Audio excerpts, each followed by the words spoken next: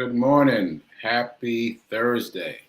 Today is the 24th day of March. This is the 59th episode of season 3 of the Be Your Own Hero show.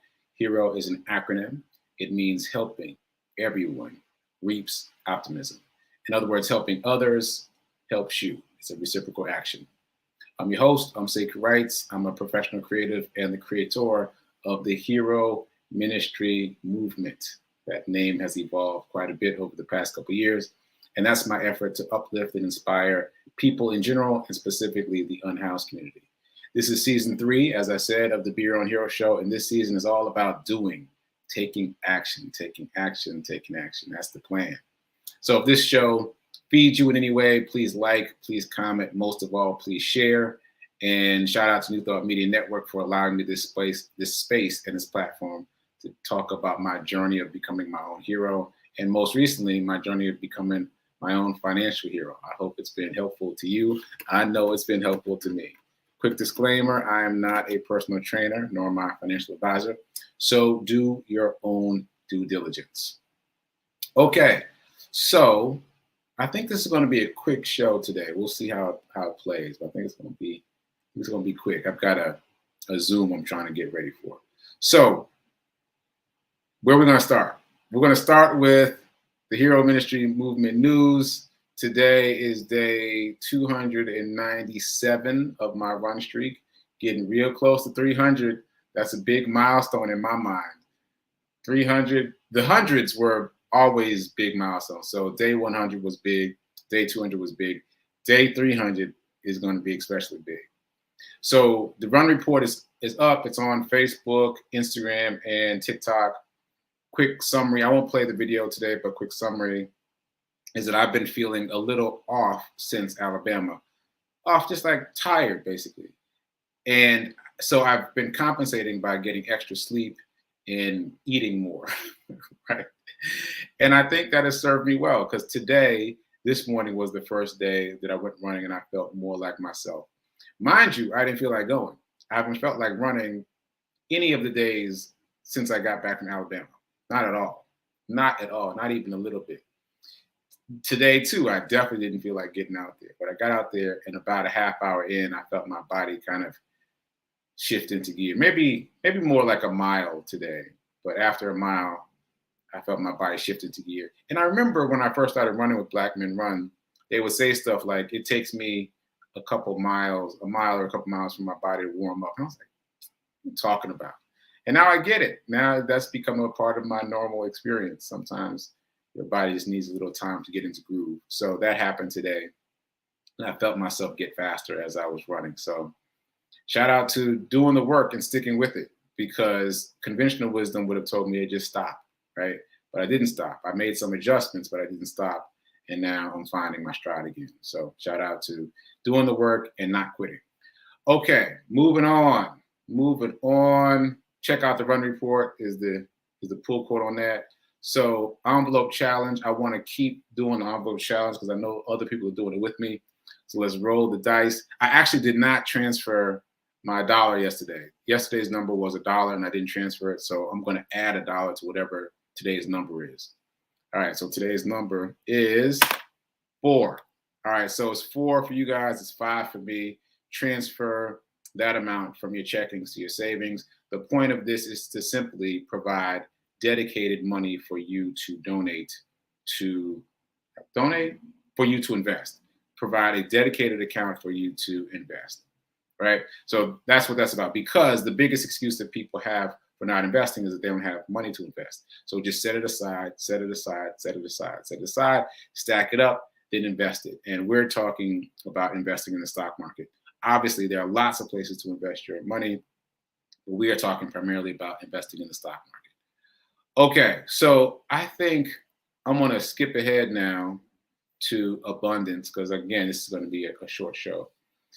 So this is what I want to say about wealth and abundance today. Let's do our affirmation. Again, we're going to do it twice. Once just to get the words locked in, and the second time with feeling, and carry this affirmation with you out there in the world, not just here in the show, but out there in the world. So here we go. I am so happy and grateful to be a multimillionaire in every area of my life. Sidebar, I got this affirmation from Bob Proctor. Not the whole affirmation, the happy and grateful part. Bob Proctor talks a lot about feeling the feelings. Actually, everybody, all of them do. Bob Proctor, Tony Robbins, all the great thought leaders that you know and love all talk about feeling the emotion of the affirmation. That's what gets it to work. And I like this phrasing from Bob Proctor because it has words that trigger emotions in the affirmation itself, right? So here we go. We're going to do this again. This time we're going to say it with feeling. I am so happy and grateful to be a multi-millionaire in every area of my life, right? Get it into your bones. You want to feel happy when you say the affirmation. You want to feel grateful when you say the affirmation. That is the secret sauce that makes it work. That's not Sekou saying that. That's all these other thought leaders and experts saying that. So I believe it. You should too. Let's rock with it. So again, we're going to keep doing that. We're going to do the affirmation twice. Once to just lock the words in. The second time was feeling, and carry that with you throughout the day. All right. Shout out to the people who are checking in. Shout out to Bonnie. Hey, Bonnie. Oh, you can't hear me? Simone, let me know if you can hear me. If you can hear me, Simone, then there might be something going on with Bonnie's computer. I don't see any error messages today, so let me know. And I'm gonna keep talking until I get a message. So what I wanted to talk about was abundance. So I did that. We did the affirmation, and the second reminder is if you only spend. Okay, great. Thanks, Margareta. So Bonnie, maybe adjust the volume controls on your computer. Sometimes there's a double volume control. There might be a volume control on your computer and also on the stream. So there's sometimes two, so check that. So if you only spend, you'll stay poor. If you only save, you'll stay middle class. If you want to become wealthy, fill in the blank, say it with me, you must invest. It's not optional. Okay, so here's my quick story. I haven't been spending much time on social media of late. And actually, I don't know if I have time for too many sidebars, but here's one sidebar. Here's one quick sidebar. I got this from Jay Shetty. Jay Shetty is a thought leader who used to literally be a monk. He was a monk for about 3 years. And he said that he did the math and found this study where they showed that the average person these days spends about, I want to say 12 years on social media. What? He said if you add up the time, add up all those incremental bits and pieces of time, 60 seconds, 5 minutes, 10 minutes, half hour, if you add up all that time and you put it together, it equals 12 years. Like it equals you sitting in a room for 12 years and doing nothing but being on social media and eating and going to the restroom. 12 years. That terrified me. So since then, I've put alarms on my social media to make sure that I don't spend too much time there. So you should too. And look up that stat. Google Jay Shetty amount of time spent on social media. Anyway, so that sidebar done. Back to the lecture at hand. Yeah, I see the big face emoji. Yeah, it's crazy. 12 years. So definitely will it. Okay, into my sidebar. This will be the last thing I say about sidebar. Imagine what you could accomplish in 12 years' time if you did nothing else but use a restroom and eat and focus on one thing for 12 years. I mean, what couldn't you do, right? So manage your social media time. Okay, so back to the lecture at hand. I haven't been spending much time on social media, but I did see this post yesterday that grabbed my attention. So there's this guy who's been going around to gas stations and handing strangers a note that says, "You got this. You can do it. Be your best self. Gas is on me today." And there's either a $50 or $100 bill in the envelope.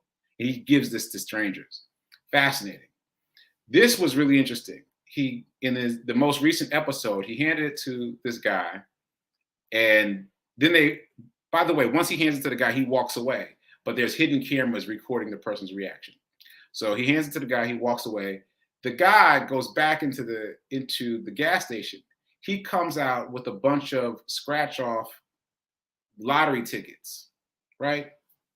So the guy who gave him the money comes back out and says, hey, this is a hidden camera show. We're recording your reaction and everything. Listen to what he did.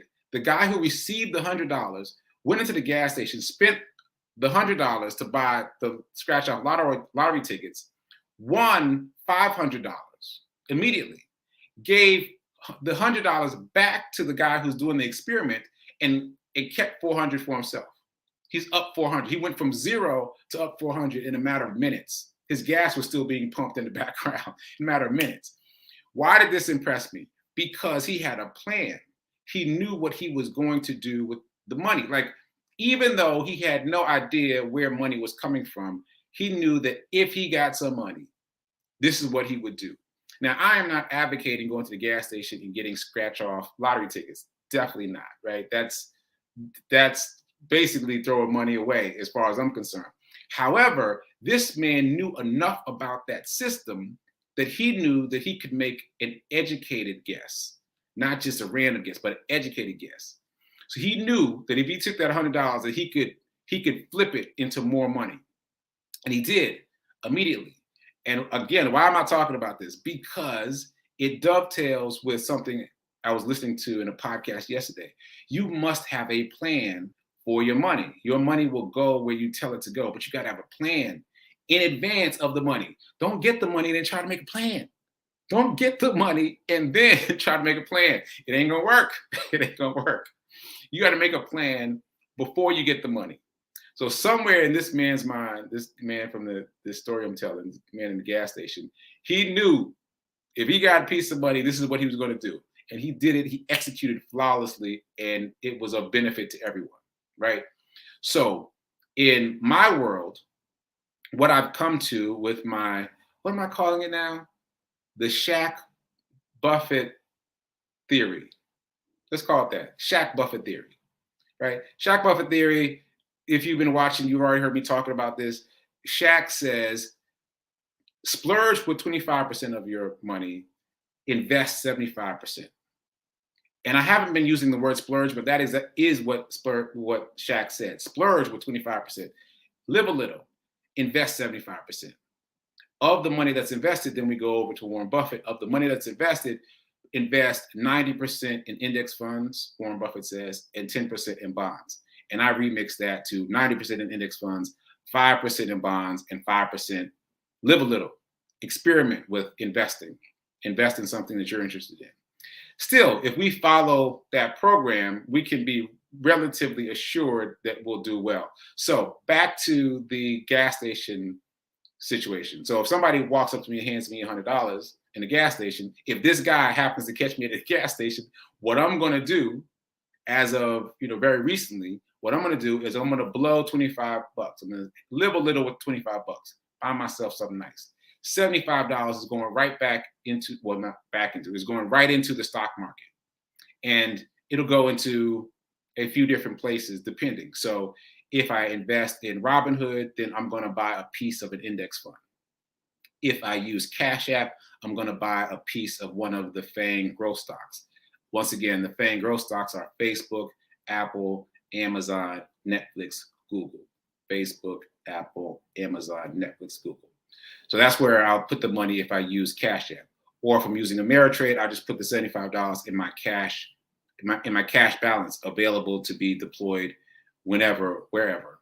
And also, by the way, just a reminder, your cash balance in Ameritrade does gain interest. So it's like having it in the bank, but better. You get better interest having a cash balance in your Ameritrade than you do at your local bank.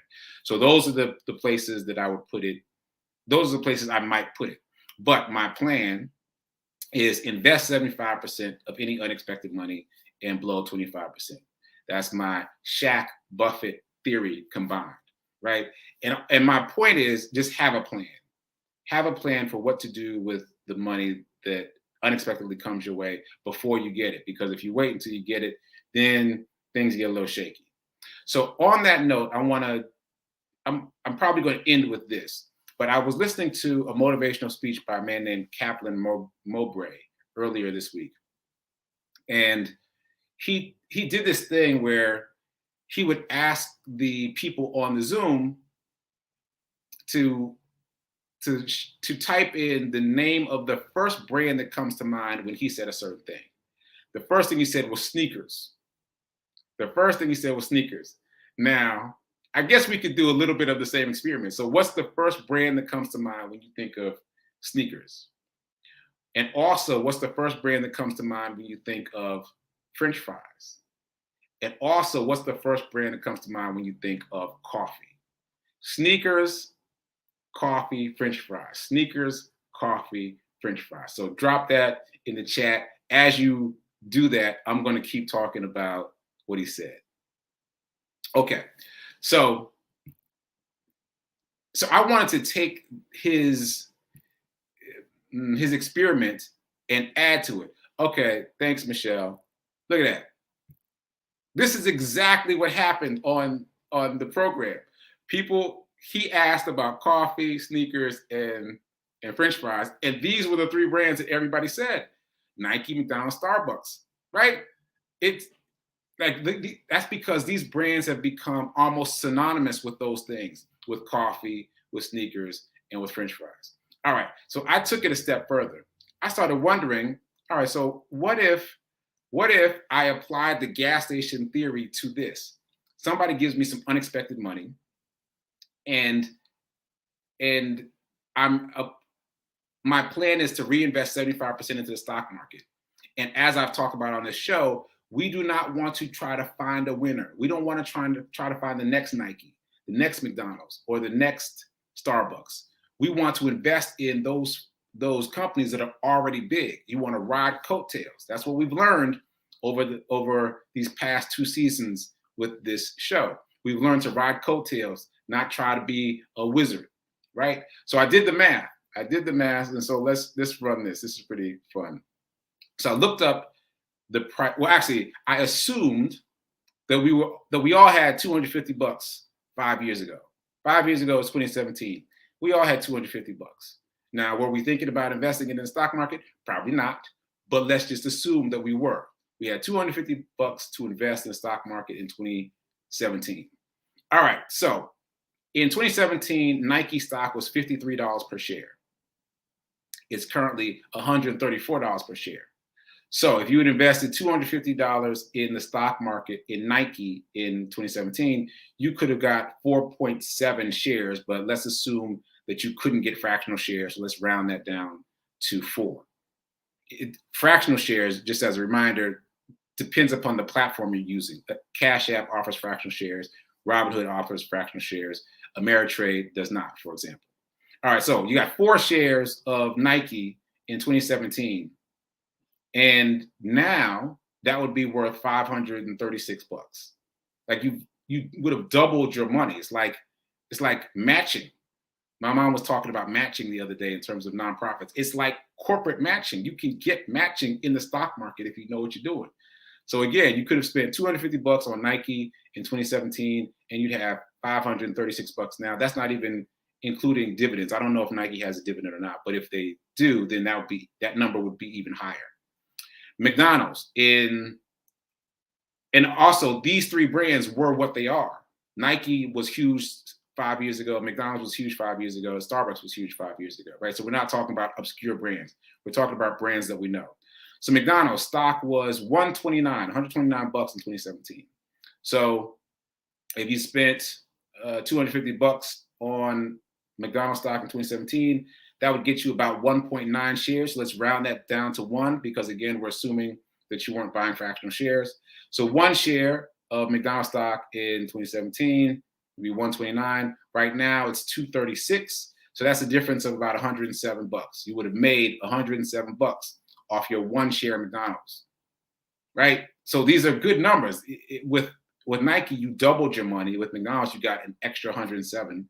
And with Starbucks, the shares of Starbucks were $54 in 2017. So if you'd spent $250, you'd got 4.6 shares. Again, we're going to round that down. We're going to assume non-fractional shares. So 4 shares. And so 4 times what it is now, it's currently $85 per share. You'd have what, 340 bucks. 340 bucks. So you would have spent 250 to make 340. So again, what we're learning is that if you know what you're doing, if you have an understanding of how the stock market works, it's really not as complicated as people would have you think. That's not to say it's easy, but it's not as complicated as people would have you think. As long as you don't try to find the next Nike or the next McDonald's or the next Starbucks, like leave that to Warren Buffett, leave that to the experts who've been in the world for a long time. I'm sorry, in this space, this financial space for a long time. As long as you just ride their coattails, you can do really well with small amounts of money. We're only talking about 250 bucks. So you would have done fairly well with 250 bucks just based on these 3 companies, these well-known brands. So circling back to the beginning, to the gas station experience, have a plan for what to do with extra money before it comes in. So when it does come in, you know what you're doing, and you can just move quickly. And right now, as I've said, my plan for any extra money, like it's tax time. So tax refund, somebody walking up to me in the gas station, handing me $100, or any extra money is 75% into the stock market, 25% I'm going to spend. 75% in the stock market. And of that 75%, I'm going to invest 90% into index funds, 5% into bonds, and 5% I'll play a little bit in terms of other investments I want to make, like cryptocurrency, get some exposure to that, etc.